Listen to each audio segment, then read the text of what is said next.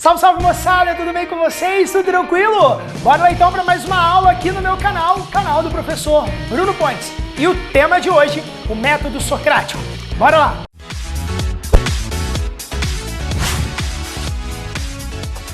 Só sei que nada sei. Quem nunca ouviu essa expressão socrática, uma expressão clássica dentro da história da filosofia, cunhada aí por esse homem que faz parte dessa história tão bonita do pensamento que é Sócrates. Inclusive, tem aula sobre Sócrates aqui no canal. Assista depois porque vale muito a pena, viu? Bom, só sei que nada sei faz parte da estratégia socrática, faz parte do seu método aí de argumentação, a sua estratégia que ele utilizava dentro dos debates na ágora, na praça, nos lugares onde ele encontrava com as pessoas. Sócrates se colocava nesse lugar daquele que não sabia muito, daquele que reconhecia sua ignorância diante das coisas. Qual é o intuito disso tudo? Sócrates, ele era um cara esperto. E por que ele fazia isso? Exatamente para deixar o seu interlocutor mais à vontade, mais tranquilo, para que esse interlocutor pudesse expor as suas opiniões sobre os conceitos que eram debatidos naquela época, sobre a ideia de justiça, a ideia de amor, o belo, não o cantor de pagode, né? Mas o belo de modo geral, e outros temas também que eram próprios daquela época. Com isso, o interlocutor falava e muitas vezes sem compromisso com a verdade. Qual era a grande questão? Sócrates, ele acreditava que somente por meio de uma posição humilde que você conseguiria um questionamento honesto, desenvolver uma filosofia honesta. O que pairava naquela época? E é legal a gente fazer esse paralelo, né? O que era comum naquela época era a estratégia sofista, né? Os sofistas, eles tinham e utilizavam da sua retórica, e ela era muito comum na época de Sócrates. Por quê? O povo, ele precisava de uma instrumentalização. Os sofistas, eles eram os sábios da época. Eles que ensinavam principalmente a retórica e a oratória para as pessoas, principalmente aqueles que precisavam participar das assembleias, da polis. Então os sofistas, eles têm esse lugar muito importante. Qual é o grande problema? E aí, sofistas se tornam alvo de crítica de Sócrates e de Platão de um modo particular. Eles não tinham um comprometimento com a verdade.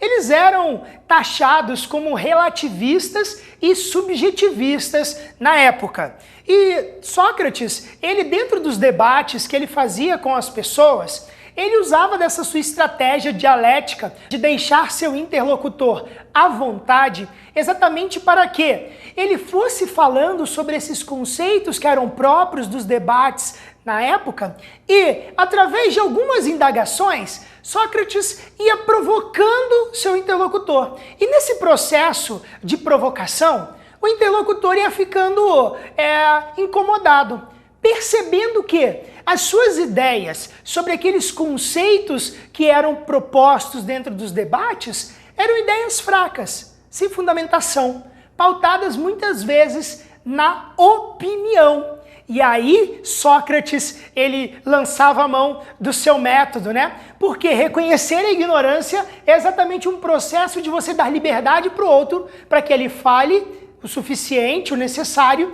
e depois perceba que, na verdade, aquilo que ele fala não tem fundamentação.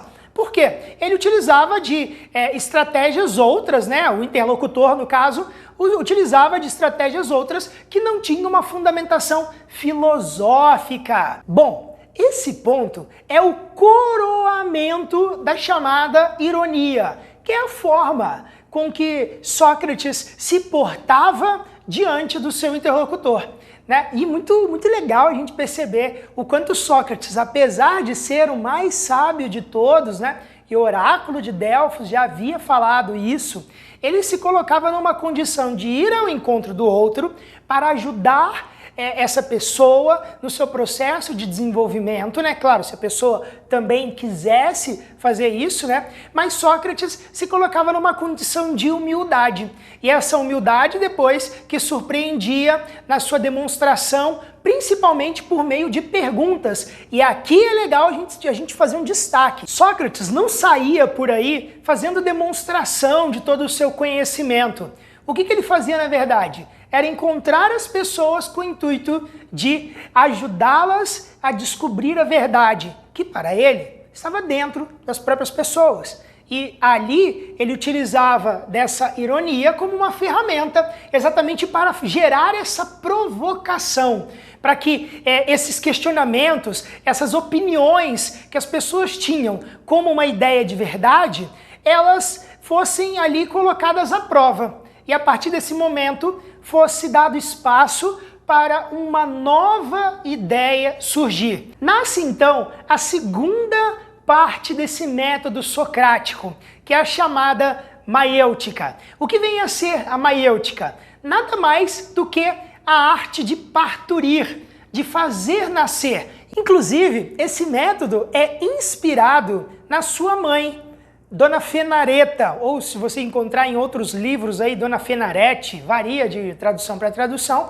né? Mas é a mãe de Sócrates que inspira essa segunda etapa do seu método, que é a maiêutica. O que é maiêutica? Fazer nascer as ideias. Sócrates, então, por meio da ironia, gerava essa provocação e questionamento das opiniões que as pessoas tinham como verdade e, através dela, fazia nascer as ideias ou dava luz às ideias. Bonito isso, né? Muito lindo a gente entender esse método socrático. Bom, para fechar a aula, uma rapidinha filosófica aqui agora então, hein?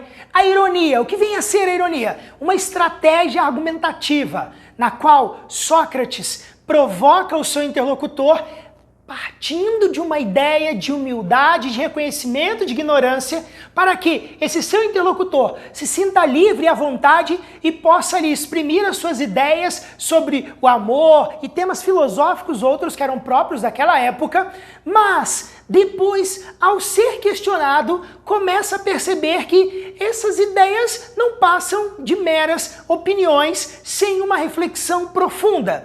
Isso é a ironia. E depois, a partir da ironia, que é exatamente esse momento ali que Sócrates ele deixa o seu interlocutor num processo um pouco desnorteado, vem a ideia da maiêutica, que nada mais é do que fazer nascer as ideias, ou dar luz a essa ideia que Sócrates acredita que está dentro de cada um de nós. Bom, espero que você tenha gostado e tenha te ajudado muito, tá? Você já sabe como que funciona o esquema, né? Curte, comenta, deixa sua opinião, né? Liga o sininho e compartilha com seus amigos, porque isso é muito importante também para o crescimento do nosso canal, tá bom? Beijo no seu coração e até a próxima. Tchau, tchau, gente!